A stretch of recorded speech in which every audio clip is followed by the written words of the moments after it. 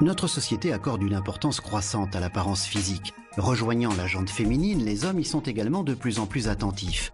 C'est pourquoi l'ennemi numéro 1 pour de nombreux hommes est la chute prématurée des cheveux qui affecte 50 à 70% de la population masculine. La chute des cheveux est presque toujours imputable à l'hérédité. L'on parle d'alopécie androgénétique. À défaut de traitement, la chute des cheveux due à des facteurs génétiques est un processus inexorable. La disparition des cheveux peut commencer chez l'homme dès la puberté. Elle peut survenir à un âge plus avancé. Mais à partir de 50 ans, la grande majorité des hommes sont victimes de perte de cheveux. Le Dr Banzhaf explique l'évolution de la croissance capillaire normale par rapport à une chute prématurée des cheveux. En simplifiant, on peut dire que la croissance capillaire se déroule en deux phases, à savoir une phase de pousse qui dure en principe environ 4 ans et une phase d'inertie qui dure 4 mois. Au terme de cette phase d'inertie, le cheveu tombe.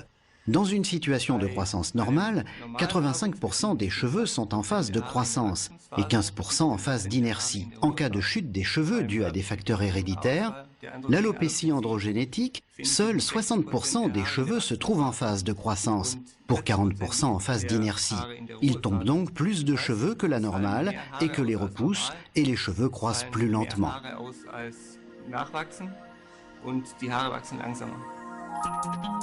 Ainsi, le cuir chevelu se dégarnit visiblement. Les hommes souffrant de chute de cheveux héréditaire déplorent une perte supérieure à 100 cheveux par jour pendant une période prolongée. Mais quelles en sont les causes ? Nous connaissons 3 causes à la chute prématurée des cheveux, dont la première est hormonale. La testostérone, l'hormone mâle, est responsable en ce qu'elle est transformée en dihydrotestostérone dans le cuir chevelu sous l'effet d'enzymes.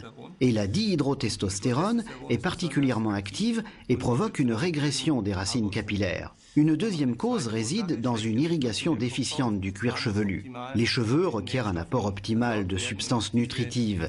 Et si la circulation sanguine ne peut l'assurer, il tombe rapidement. La troisième cause, enfin, est une structure déficiente des racines capillaires. Les cheveux nécessitent une racine d'une structure optimale afin d'être solidement implantés dans le cuir chevelu. Et à défaut de toute évidence, les cheveux tombent également rapidement. La chevelure joue un rôle primordial à toutes les époques et dans toutes les cultures. De nombreuses propriétés bénéfiques lui sont prêtées et elle influe sur la perception de la personnalité. Un homme ayant une calvitie paraît ainsi plus âgé et moins séduisant. La chute prématurée des cheveux handicape les victimes et conduit fréquemment à une diminution de l'estime personnelle, ainsi qu'à une détérioration de la qualité de vie. Certains hommes le remarquent seulement lorsqu'il est trop tard et que les racines capillaires ont cessé toute activité biologique.